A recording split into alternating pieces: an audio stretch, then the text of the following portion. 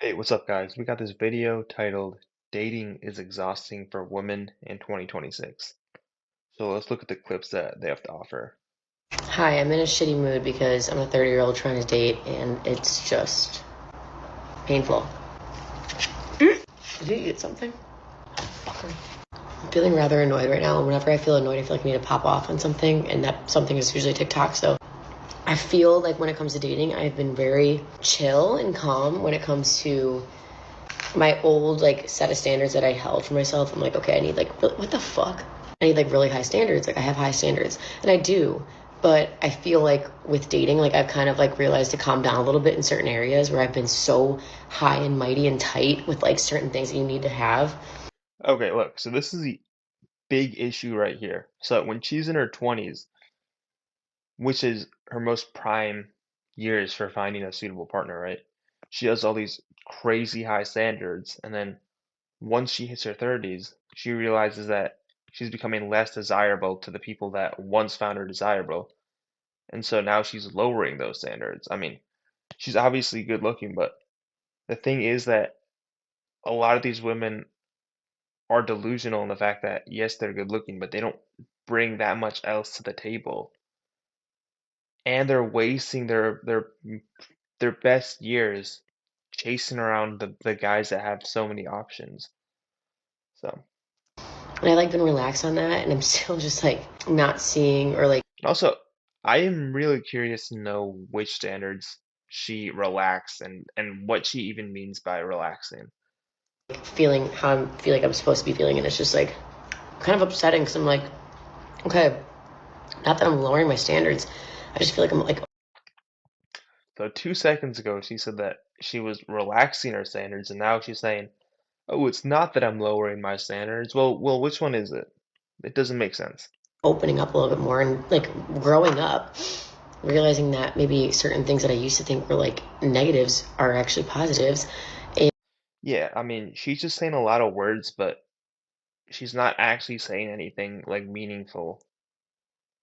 And I don't know how to navigate it. I'm in this weird limbo of trying to grow, trying to learn, and you don't even make excuses for someone in your head, and then you kind of calm yourself down, and then you're like, do I need to be making those excuses? I'm just feeling defeated because it's really hard to start over time and time again and again. And open yourself emotionally up to dating. I don't know. Listen, I know you're probably tired of going on dates or meeting guys that you're not compatible with, but can I Also, what the fuck is this coming up thing right here in this channel? just remind you something about dating? And that is the nature of dating requires you to have a 99% failure rate. It's not you, it's not the guys that you're specifically meeting. That's just the nature of dating, right? That's what makes the one the one. They are the 1%, and the rest of them, the 99%, is going to fail. And so what? Let it fail. First of all, it's not even a failure because you get to learn about yourself and meet new people, but also it brings you closer to that 1%. Embrace it. Okay, here's why dating is so much. Okay, I think that last clip was just completely retarded. I mean, look, if you think that 99% of your relationships are gonna fail, well, that's not a good mindset to have going in. And that's also not how anybody did it in the past. Like this whole idea of dating is new and it's not something that anybody has ever done in human history before like the last 60 years. So, Harder for a woman than a man. In heterosexual relationships, the older I get, the more that I realize the difference between women and men when they date is tied to the fact that women don't feel like they deserve the partner they want because they haven't lost that elusive 5 pounds. okay. So this is not always the case. This is only the case when you're dating up. That's not always the case. And then the issue is that a lot of these women always want to date up. Or climbed the corporate ladder high enough or done enough Nobody cares about you climbing the corporate ladder. yoga to become so zen that they don't react to a chad's bad behavior and instead go do more yoga. Because bending ourselves into a meditative pretzel is somehow going to solve the fact that we're single and frustrated about being single. And as far as I can tell, heterosexual men rarely feel like I'm not good Only the men that you're attracted to because they have so many options. enough for the woman that I want, and instead mean I want to go find a better woman than the one that I have when they tell you that I'm not ready for a relationship. Again, only the ones that you're chasing.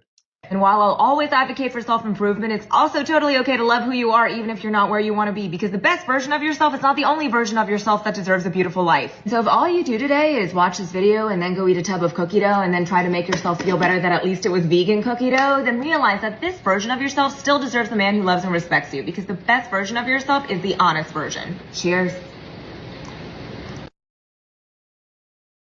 I'm going to say this gently, and also not gently at all. Dating will humble you in ways no therapist, no gym membership, and Like, I'm ready to pour into a motherfucker. Like, I'm ready for that long lasting shit. I'm ready for marriage. I'm ready for kids and all that shit. But I just can't do this dating shit no more. So I don't think it's gonna happen for me. Yeah, that's so real, and I think a lot of guys feel the same way because, like, if they're expected to pour in all this financial effort, all this physical effort, and their partner can just walk away at any moment. Like, this shit is so repetitive and tedious. Like, what's your favorite color? Oh, what do you like to do? Oh, what do you do for work? Oh, your family. It's so tedious. I don't have the energy to keep going through this with different fucking people every time. And I feel like it's worse for men because we got to do courting. Like, everybody we meet, we got to take them out on dates and spend money to see if we like them. Then if we don't like them, we just got to keep spending money on different dates and doing different shit with different motherfuckers till we find somebody we like. Yeah, and that's the issue. So, My ass don't leave the house. I go to the gym. I go to the grocery store. I'm back in the crib. I'm a fucking hermit. So I feel like I'm just cooked.